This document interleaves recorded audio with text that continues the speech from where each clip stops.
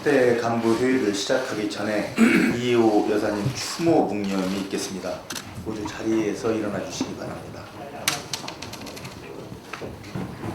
대한민국 민주주의와 인권운동의 거목이었던 여성 지도자 이희호 여사님께서 소천하셨습니다. 이제 이희호 여사님을 김대중 전 대통령님 곁으로 떠나보내며 깊은 애도와 영면을 기원하는 마음을 담아 묵념하겠습니다. 일동 묵념.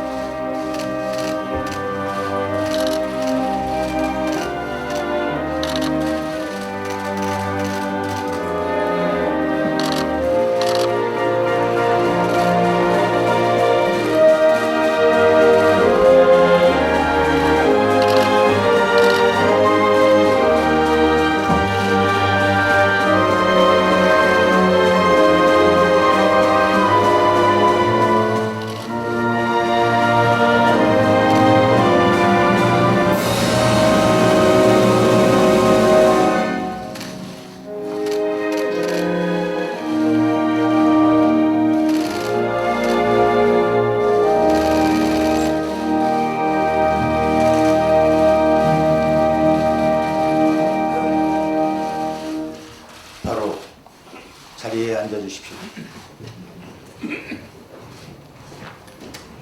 지금 중앙당사와 전국지역위원회에 이희호 여사님의 분향소가 설치되어 있습니다. 장례식장을 찾기 어려우신 분들은 가까운 분향소를 찾아 애도와 추모를 표하여 주시기 바랍니다. 그러면 이해찬 당대표의 개회선언으로 더불어민주당 제14차 확대 간부회의를 시작하겠습니다. 제14차 확대 간부회의를 시작하겠습니다. 이해찬 당대표의 발언이 있겠습니다. 예, 방금 이희호 여사님 소천하셔서 우리가 추도 묵념을 했습니다. 저는 1980년 김대중 내란음모 사건으로 육군교도입니다. 보통 남한산성이라고 하는 지금 그 광주죠, 거기가 광주에 있는 남한산성에서 그 수감 생활을 했는데 그때 가족들이 매일같이 남한산성 육군교도소에 와가지고 면회를 요청을 했는데 아무도 면회를 안 해줬습니다. 그래서 매일 오는데 한 번도 면회가 안 되고 있다가 나중에 다른 곳으로 이감을 갔는데 그 당시에 그 가족들 얘기를 우리 집사람부터 얘기를 들어보면은 정말로 김대중 대통령이 사형을 당할까봐 사형 선고는 이미 받았고 실제로 이제 집행이 될까봐 굉장히 걱정을 많이 했던 그런 후일담들을 나중에 많이 들었습니다. 어제 제가 그 문상을 갔었는데 14일 날 발인할 쪽에도 좀 가보려고 지금 생각을 하고 있습니다. 어제 헝가리 유람선이 인양이 됐는데 그래도 아직도 네 분은 찾지 못하고 있습니다. 아마 네 분의 실종자를 찾기까지 시간이 좀 걸리지 않을까 생각이 되는데 정부는 모든 가족의 품에 돌아올 수 있도록 최선을 다해 주시기 바랍니다. 어제 이낙연 총리께서 피해자 가족들을 위한 후속 대책을 주문을 했습니다. 지금까지 숫된 희생자와 장애를 잘 치를 수 있도록 최선을 다해 줄 것을 다시 한번 정부한테 당부를 드리겠습니다. 이희호 여사님은 김대중 대통령의 그 정치적 동지라고 할 수 있습니다. 실제로 저도 여러 번 이렇게 만나서 말씀을 드리고 했는데 김대중 대통령의 그냥 그 평생 동행을 하면서 이렇게 살아오신 그 삶이 다시 한번 느껴졌습니다. 평화 통일을 위해서 기도하겠다는 유언을 남기셨는데 아마 북쪽에서 조문단이 좀 왔으면 좋겠습니다. 그 김정일 위원장이 그 장례식 때도 우리 이 여사님이 평양을 가셨었는데 이번에도 북쪽에서 조문단이 좀 와서 그 조문을 하기를 좀 기대를 하겠습니다. 올해 김대중 대통령님 서거 10주기를 맞아서 두 번의 추모 사업을 하고 있는데 8월에 이제 10주기가 다가오는데 당에서도 열심히 잘 준비를 해서 10주기 행사가 잘 이루어질 수 있도록 잘 준비를 해주시길 바라겠습니다. 오늘은 싱가포르 제1차 북미 정상회담 꼭 1주년이 되는 날입니다. 북미가 이렇게 만나긴 처음인데 1주년이 지났지만 아직 좋은 성과를 내지 못하고 있어서 좀 안타까운 마음이 좀 듭니다. 실제로 북미 회담이 이제 2차까지 이루어졌는데 3차 북미 회담이 조만간에 이루어져서 한반도의 비핵화, 한반도의 평화 함께 이루어지기를 기대를 하겠습니다. 국회가 민생을 외면한다는 비판이 갈수록 거쳐지고 있습니다. 국회의원을 소환하자는 여론이 80%에 달할 정도로 국회에 대한 비판이 많이 이루어지고 있는데 저는 이 점에서 꼭 이 말씀을 드려야 되겠습니다. 국회를 이렇게 외면한 국회가 이렇게 정상화되지 않는 것의 근본적인 원인은 자유한국당이 국회법을 지키지 않고 있기 때문입니다. 실제로 신성한건 처리에 관해서 물리력으로 저렇게 방지를 했기 때문에 그 사태가 이 지경까지 왔는데 오히려 거꾸로 여당의 그 책임이 있다고 항변하는 걸 보면서 참 너무도 뻔뻔하다는 그런 생각이 들었습니다. 다시 한번 말씀드립니다만 원인은 분명히 하고 결과를 도출하는 그런 대여 협상을 해나가도록 하겠습니다. 이상입니다. 이어서 이인영 원내대표의 발언이 있겠습니다.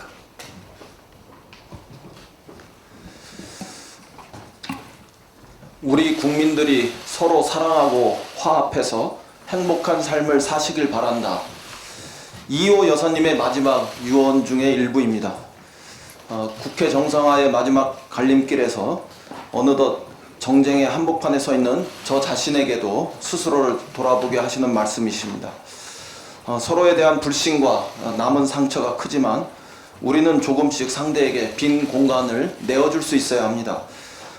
다 이기려 하거나 너무 많이 이기려 하면 지금 우리에게 돌아올 것은 다시 대결과 갈등의 길뿐입니다.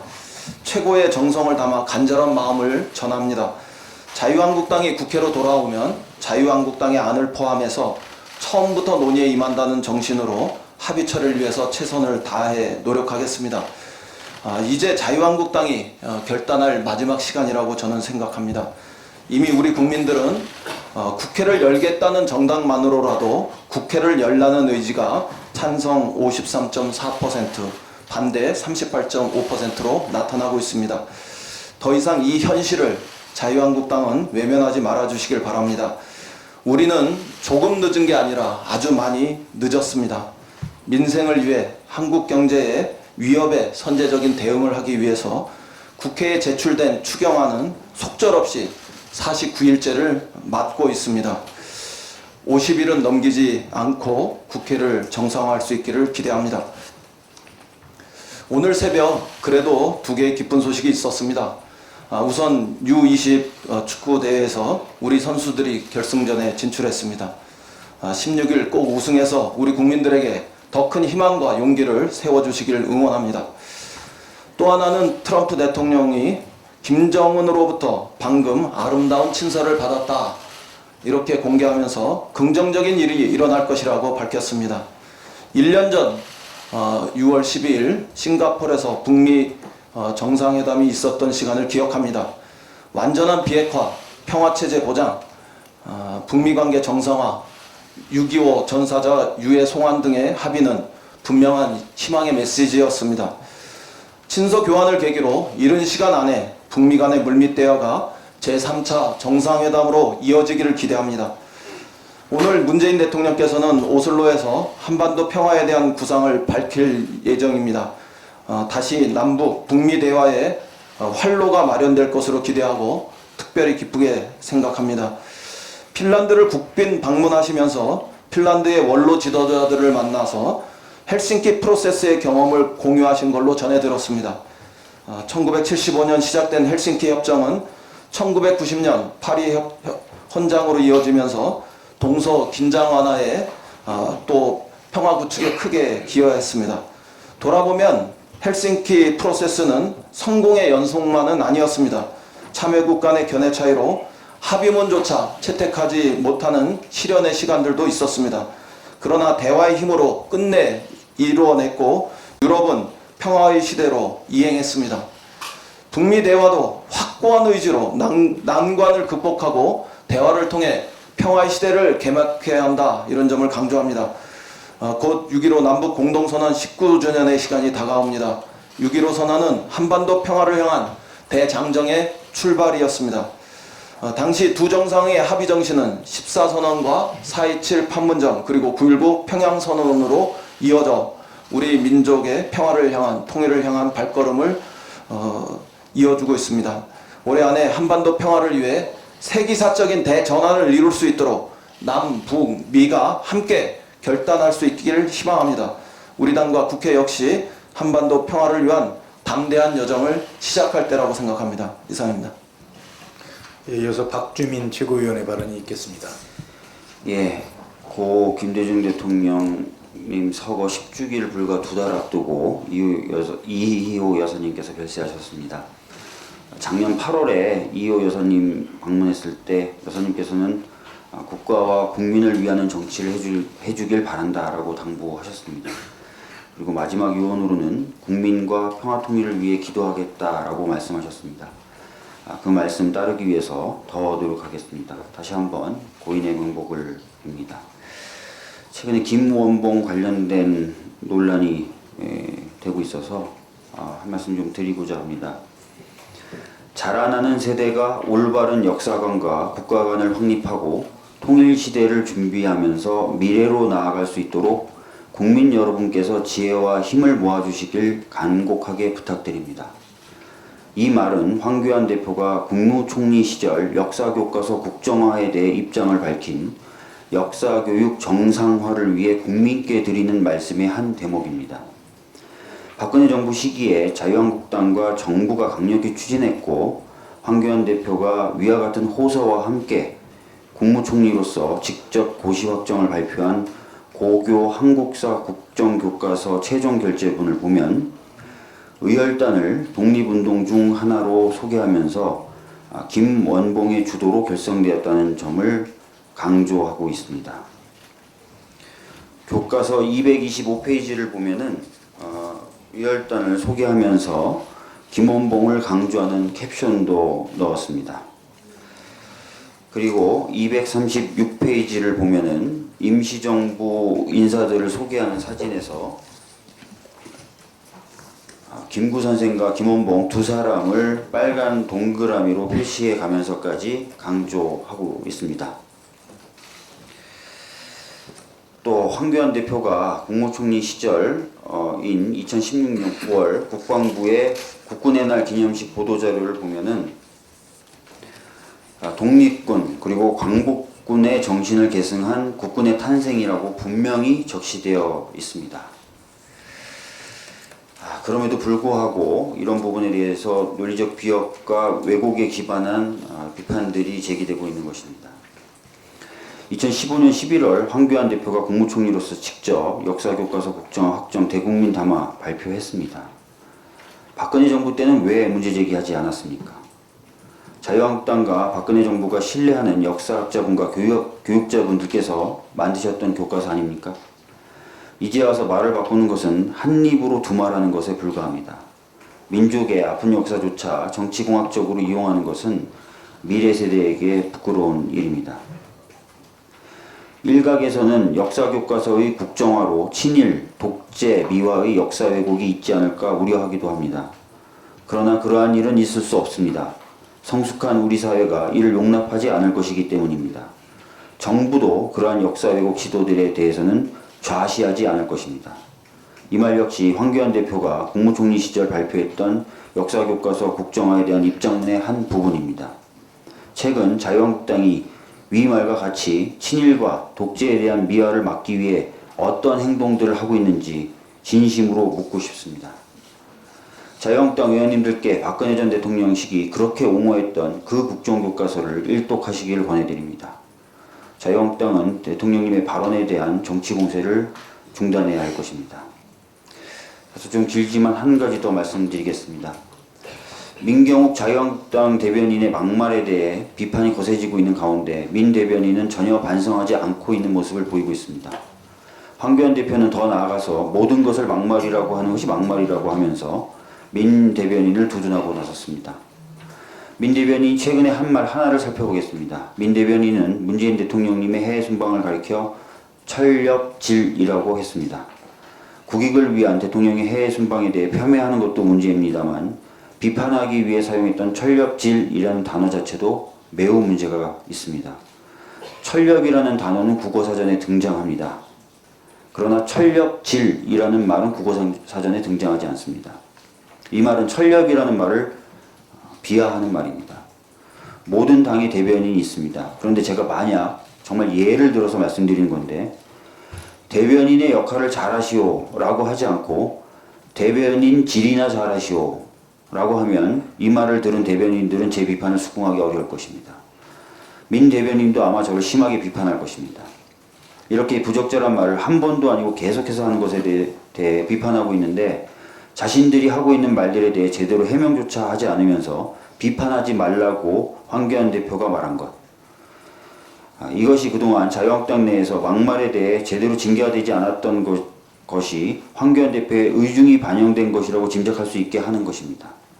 또 앞으로 계속 이런 식의 이야기를 하겠다는 의지 표명으로밖에 보이지 않는데 이것은 국민들의 일반적인 정서와 기대에 심히 어긋나는 것입니다. 몇 차례 말씀드렸지만 자유한국당을 지지하셨던 분들이라고 해서 계속된 막말까지 지지하시지는 않을 것입니다. 국민들이 바라보고 있는 곳을 바라보며 나아가는 자유한국당이 되길 바랍니다. 이상입니다. 예, 박광원 최고위원의 발언이 있겠습니다. 네, 이인영 원내대표님 또 이해찬 대표님도 말씀하셨습니다만 오늘은 싱가포르 북미 정상회담이 열린 지 1년 되는 날입니다. 트럼프 대통령이 김정은 위원장으로부터 아름답고 따뜻한 친서를 받았다. 긍정적인 일이 있을 것이다. 이런 기대감을 나타냈는데요. 3차 북미 정상회담의 기대감이 한층 높아진 것 같습니다. 마침 오늘 문재인 대통령이 오슬로 대학에서 오슬로 구상을 발표합니다.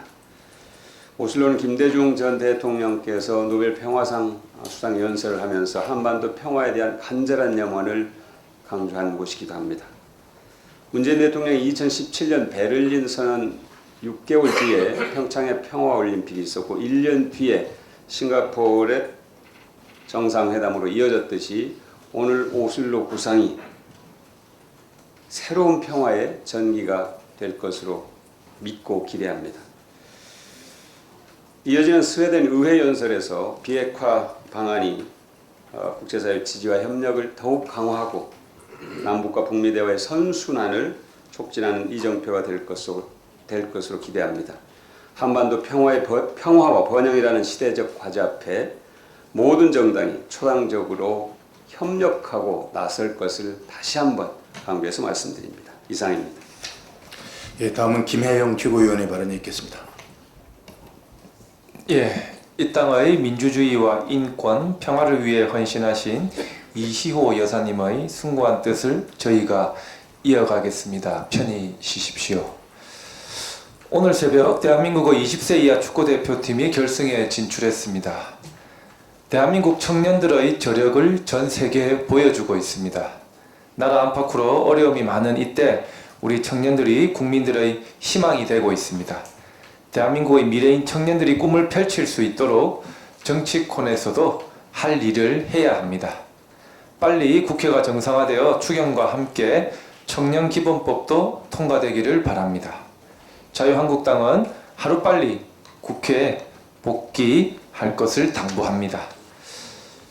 현대차와 협약을 맺은 광주형 일자리에 이어 LG화학이 구미시와 함께 상생형 일자리 사업을 추진 중입니다.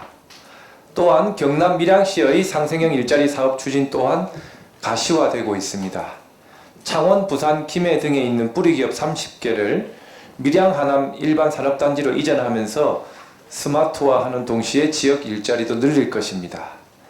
다양한 상생형 일자리가 지역 실정에 맞게 자리 잡는 역할을 할 것입니다. 상생형 일자리는 청년 실업 문제를 개선하고 노사 상생을 꾀할 수 있는 모델입니다. 장기적으로 우리 경제의 체질 개선과 포용 성장을 가능케 할 것입니다. 국가 균형 발전에도 큰 도움이 될 것으로 확신합니다.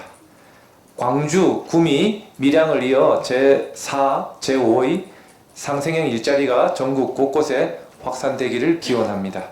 저희 더불어민주당은 상생형 일자리가 조속히 자리 잡도록 제도적으로 뒷받침해 나가겠습니다. 이상입니다. 예, 이어서 남인순 최고위원의 발언이 있겠습니다.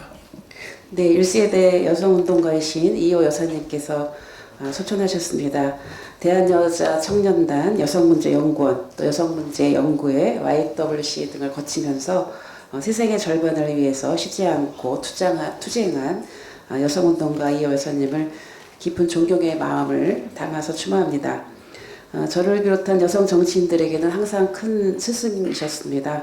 남녀차별 법조항 철폐운동, 혼인신고운동, 가족법 개정운동을 비롯해서 남녀의 동등한 권리를 위해서 무던히 노력해 오셨습니다. 또 영부인으로서 여성부 신설, 가정폭력방지법 제정 등에도 각별한 관심을 기울이셨습니다. 한국여성재단 설립에 주춧돌을 놓으시고 결식 아동을 위한 사랑의 친구들을 창립하신 바 있습니다.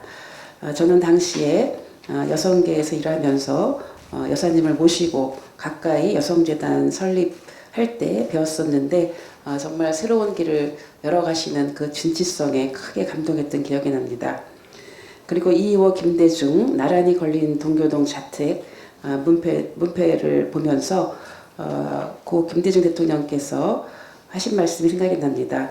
아내 덕에 인류의 나머지 반쪽을 찾았다며 부부 문패는 아내에 대한 존경과 감사의 발로였음을 후에 고백하기도 하셨습니다. 영원히 여성운동가, 민주화운동가로 기억될 이호 여사님이 남기신 여성인권, 민주주의, 평화의 족적을 반드시 따르겠습니다. 또한 하늘나라에 가서 우리 국민을 위해 민족의 평화 통일을 위해서 기도하겠다고 밝히신 이호 여사님의 유지를 받들어서 나라다운 나라, 평화의 한반도 시대를 만들어 나가겠습니다. 고 김대중 대통령의 정치적 동반자로서 현대사의 굴곡을 온몸으로 부딪히며 험난한 생의 여정을 걸어오신 이호 여사님, 부디 자유롭고 편히 쉬시길 바랍니다. 그리고 국민의 유가족들께 위로의 말씀을 전합니다. 이상입니다.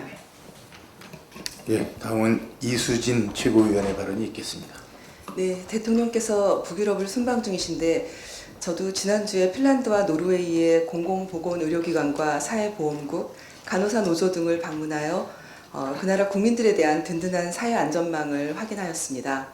또한 관련 단체들의 관계자들이 저희 대통령님의 국빈 방문에 대한 지대한 관심을 확인할 수 있는 기회이기도 하였습니다.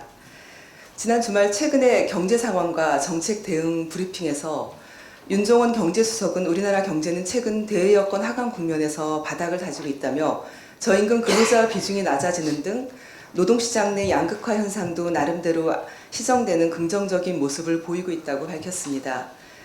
소득 불평등이 심할수록 성장의 지속 가능성이 떨어진다며 최근 분배 지표가 개선되는 상황이 성장의 지속 가능성을 높이는 데 도움이 될 것이라고 생각한다고 강조한 바가 있습니다. 이런 가운데 노동계에서의 사회적 양극화 해소를 위한 어떤 적극적인 활동들은 우리 사회의 분배 격차를 줄이고 질적 성장을 촉진하는 데 기여할 것이라고 생각합니다.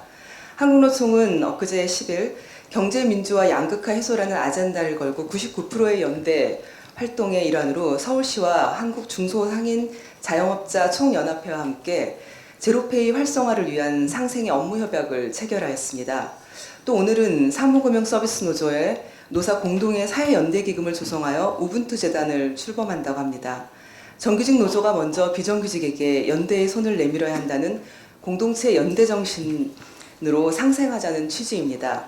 이러한 노동계의 비정규직과의 상생 연대 움직임은 그동안 금융노조와 SK이노베이션, 공공노련 등의 공공상생연대기금 등 광주형 일자리 또 투자협약 등으로 이어져 온 바 있습니다. 이런 노동계의 의를 향한 상생과 연대 움직임에 대하여 박수를 보내며 그동안 우리 더불어민주당에서 적극적으로 추진해온 민생연석회의, 을지로위원회가 우리 사회의 양극화, 불평등 분배구조 해소와 국민의 삶의 질 향상을 위하여 더욱 민생에 매진해 나갈 것으로 기대를 합니다. 이상입니다. 예, 다음 이형석 최고위원의 발언이 있겠습니다. 고 김대중 대통령과 함께 평생을 이 땅의 민주주의를 위해 헌신하셨던 이호 여사께서 운명을 달리하셨습니다. 돌아가시는 날까지 민족의 평화와 통일을 염려하신 고인의 명복을 빕니다. 7월 12일 개최되는 광주 세계 수영선수권대회가 오늘부로 딱 한 달 남았습니다. 어제까지 접수를 마친 나라가 196개국에 달한다고 합니다. 이 숫자는 지난 17회 대회인 헝가리 부다페스트 대회, 그때는 177개국이 참가했었고요. 그 전에 있었던 러시아 카잔 대회는 184개국이었습니다. 이렇게 보면 지금 수영선수권 대회로는 역대 최대 규모의 수영선수권 대회가 이루어질 것으로 그렇게 기대됩니다. 북한 선수단의 참가와 함께 국민 여러분의 관심과 성원을 마지막까지 부탁드립니다. 이상입니다. 예, 다음은 선진규 전국 노인위원장의 발언이 있겠습니다. 이호 여사님의 타계하심을 전국에 있는 노인들 함께 명복을 빌겠습니다. 지난 2주 동안 전국 노인위원장 및 운영위원들이 한국당의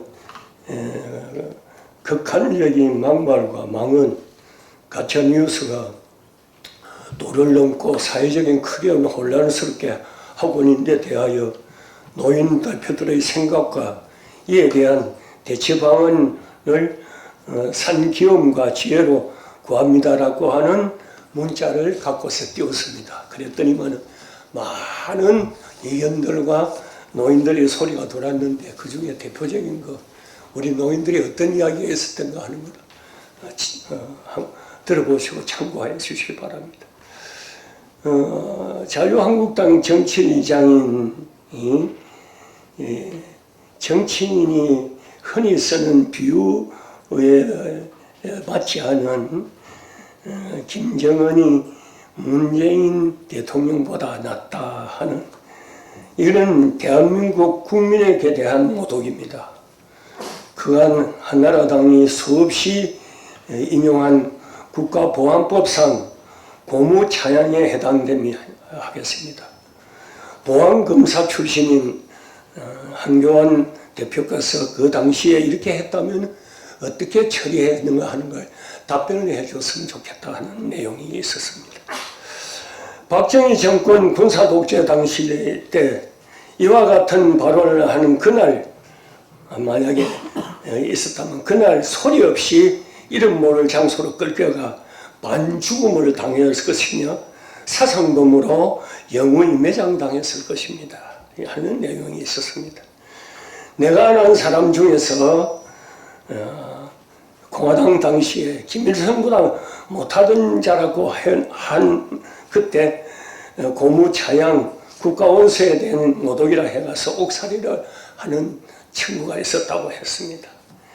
이들이 지금 하는 짓들을 보면 정치인이 하는 상식을 넘어 나라의 경제가 망하고 한미강의 우호가 뒤틀어지고 나라 정책 운영이 잘못되기를 간절히 기도하고 있는 맹신들의 집단인 것 같다 하는 소리도 이렇게 왔습니다. 그 다음에 세상이 변화도 너무 변했습니다. 우리가 젊었을 때는 독재와 피하여 싸웠던 언론들이 다음 같은 이런 막말과 가짜뉴스, 저주상 악담들을 나왔다고 한다면 정말 그런 언론들이 가만히 있지 않았을 건데, 그런데 지금 상상을 초월해서 이런 은행이 남동하고 있는데도 불구하고 방향 감각을 이루는지 그들하고 동조하는지 서리빨 같은 그 언론들까지도 침묵에, 심지어는 이들과 동조해서 불 속에 기름을 붓는 것 같은 어떤 우수한 기관지에서는 간부라는 사람이 그를 막말로 하면서 참으를 깨닫는 그런 세상이 되고 해서 희한한 세상이 되어 있다 하는 내용도 있었습니다. 자유한국당 정기원 의원이 문재인 대통령을 향하여 빨갱이라고 언급한데 민경 대변인이 연달아서 문 대통령 해외 순방을 빗대어서 아까 우리 최고위원님과 같이 천념질 해오 해안에서 관광하고 있는 막말을 쏟아냈습니다. 계속 악담의 대명사라고 하는 할 수 있는 나경원 원내대표와 정용일 정책위장 한성교 사무총장님 막말까지는 막말 뉴스를 퍼뜨리는 꼭 브레이드를 하는 이런 모양새를 우리가 이렇게 보고 있습니다. 그런데 황교안 대표는 그간 앞장서서 문 대표를 온갖 흠덤을 퍼붓다가 독재 타도에 앞장서겠다 했다. 그러던 그가 국민들의 시선이 감당 못할 역풍을 번질 것 같으니 더 이상 욕하면 용납치 않겠다고 했으나 꽃피 불린 망아지 자정 능력을 잃고 있는 오히려 서당 대표가 국회 복귀를 촉구한 데 대하여 저희 당이 국회를 나와서 힘들게 떠돌이 정치를 하고 있는데 이렇게 만드는 건 누군가 하고 있으니 적반하장 속아 웃을 일이다 하는 내용도 있었습니다. 한국당의 극한적인 막말과 가짜뉴스 양산은 많이 하면 이런 분도 있었습니다. 많이 하면 할수록 한국당의 위상이 떨어지게 되는 것이니 걱정할 거 없다고 봅니다 하는 내용이었습니다. 한국당 남경원 대표가 이건 참고로 해주십시오. 지난번 퍼스트트랙 무효화라고 하고 국회 선진화 법 위반을 고소 고발한 노래를 국회의원들에 대한 소송을 전면 지휘하고 협상을 받아들였으면 좋겠다고 하는 데 대해서 이거는 노인들의 입장에서는 안 된다. 이거는 만약에 받아들이면은 정부가 민주당을 국민들이 크게 실망시킬 뿐만 아니라 만약 받아들이면 오히려 외면당한다는 점을 이렇게 받아들이는 우리가 외면당한다는 점을 깊이 성찰하도록 저보고 좀 부탁을 드리려 하는데 그걸 참고를 해 주시기를 바랍니다. 야당 3당이 합의하여 단독 국회 소집을 해도 국민은 이제 박수를 보낼 것임을 적극 추진하도록 건의를 바랍니다 하는 내용까지 이렇게 보냈습니다. 마지막으로 말은 씨앗이라고 했는데 그 씨앗을 받아들이지 않을 때는 그 말은 한 사람에게로 돌아간다고 했습니다. 자기가 받아들이지 않으면 심지어는 가족, 친척, 자손들에게도 간다 하는데 우리는 말 조심할 필요가 있지 않느냐 하는 내용도 있었습니다. 그 단위에 있었던 이야기를 소개 말씀드립니다. 예, 이어서 장경태 전국청년위원장의 발언이 있겠습니다. 저고리 고름 말아지고서 누구를 기다리나 낭랑 18세 버들립지는 앞개울에서 소쩍새 울 때만 기다립니다. 팔짱을 끼고 돌뿌리 차고 무엇을 기다리나 청년 20세 송아지 매는 뒷산 넘어서 소쩍새 울 때만 기다립니다. 봄이 가고 벌써 여름이지만 자유한국당은 2달이 다 되도록 국회에 돌아오지 않았습니다. 국회는 마비되어 청년 현안은 방치되어 있습니다. 낭랑 18세는 국민의 4대 의무를 다하지만 투표권만 없습니다. 세금도 내고 교육도 받고 군대도 가고 취업도 하고 결혼도 할 수 있지만 투표만 할 수 없습니다. 3.1운동으로 순국하신 유관순 열사도 U20 축구 결승 신화를 이뤄낸 이강인 선수도 만 18세입니다. 주요 종당이 모두 대선 공약으로 18세 투표권을 내세웠지만 2년이 지나도록 공연불입니다. 우리는 OECD 국가 중 만 18세 투표권이 없는 유일한 나라입니다. 청년은 자유한국당 위원장이었던 국회 청년미래특위에서 합의한 청년기본법 통과만 고대하고 있습니다. 청년기본법을 발의하고 간사로 고생한 자유한국당 신보라 청년 최고위원, 청년정책센터를 설치하고 청년에게 귀 기울인다는 김세연 여의도연구원장 등 모두가 바라는 마음일 것입니다. 소쩍궁 제가 소쩍새라도 되고 싶습니다. 국회로 돌아와 만 18세 참정권 청년기본법을 논의해 주십시오. 유관순, 이강인에게 대한민국 투표권, 청년의 권리를 보장해 주십시오. 집 나간 자유한국당은 낭낭 18세, 청년 20세의 품으로 국회로 돌아와 주십시오. 네, 다음은 유성곤 전국 농어민 위원장의 발언이 있겠습니다. 예, 전국 농어민 위원장 위성곤입니다. 먼저 대한민국의 민주주의 발전과 인권운동에 평생을 헌신해 오신 이효 여사님의 명복을 빕니다. 농업 현안과 관련해서 몇 가지 말씀을 드리겠습니다. 정부와 지방자치단체 그리고 축산농가들은 아프리카 돼지열풍과 힘겨운 싸움을 하고 있습니다. 방역과 예찰에 헌신하고 계신 관계자 여러분의 노고에 진심으로 감사드립니다. 그렇지만 아쉽게도 정부의 방역 상황을 점검하고 함께 힘을 모아야 할 국회는 아무런 역할을 하고 있지 못합니다. 국회 구성원으로서 국민 여러분께 죄송스러운 마음입니다. 우리 모두가 유비무환의 자세로 긴장의 끈을 놓지 말고 아프리카 돼지열병 차단에 함께 노력해야 된다는 말씀을 드리겠습니다. 강원도 동해안에서 산불이 발생한 지 2달여가 지났습니다. 해당 지역 소상공인과 중소기업의 피해액이 1,360억 원에 달하고 많은 분들이 삶의 터전을 잃었습니다. 훼손된 살림의 가치와 주민의 고통을 감안할 때 피해는 금전으로 계산하기 어려운 규모입니다. 주민들은 지금도 고통 속에 지내고 있습니다. 현재 시급한 산불 피해 주택 복구 지원, 소상공인과 중소기업 복구 지원, 산불 피해 철거비 지원 등에 대한 국가 예산이 원활히 지원되기 위해서도 추가 경정 예산안에 대한 국회 심의가 조속히 이루어져야 됩니다.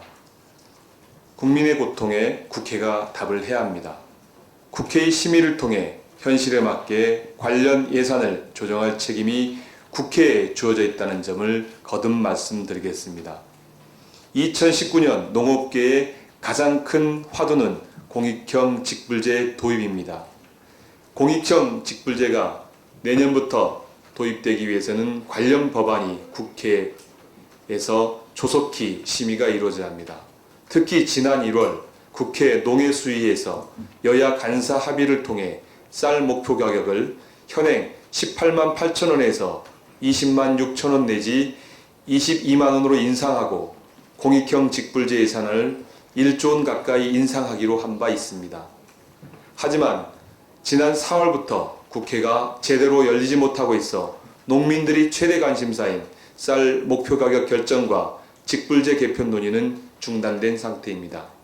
치열한 논의를 통해 농민들이 원하는 공익형 직불제를 제도화하고 관련 예산을 확대할 책임이 국회에 있음에도 국회는 아무런 역할을 하고 있지 못한 상황입니다. 자유한국당에 촉구합니다. 하루속히 국회를 정상화시켜 아프리카 돼지열병의 방역 상황을 구체적으로 점검하고 고성산불 피해 대책 예산을 마련하고 공익형 직불제 도입과 쌀 목표 가격을 현실화시키는 법안을 심의해야 된다고 말씀을 드립니다. 자유한국당에서 강조하는 민생은 국회 밖에 있는 것이 아니라 이제 국회 안에 있습니다. 국회를 정상화시키지 않고 민생을 논다는 것은 국민을 기만하는 것임을 명심해 주시기 바랍니다. 이상입니다. 네, 지금부터는 회의를 비공개로 진행하겠습니다. 언론인 여러분들의 협조를 부탁드립니다.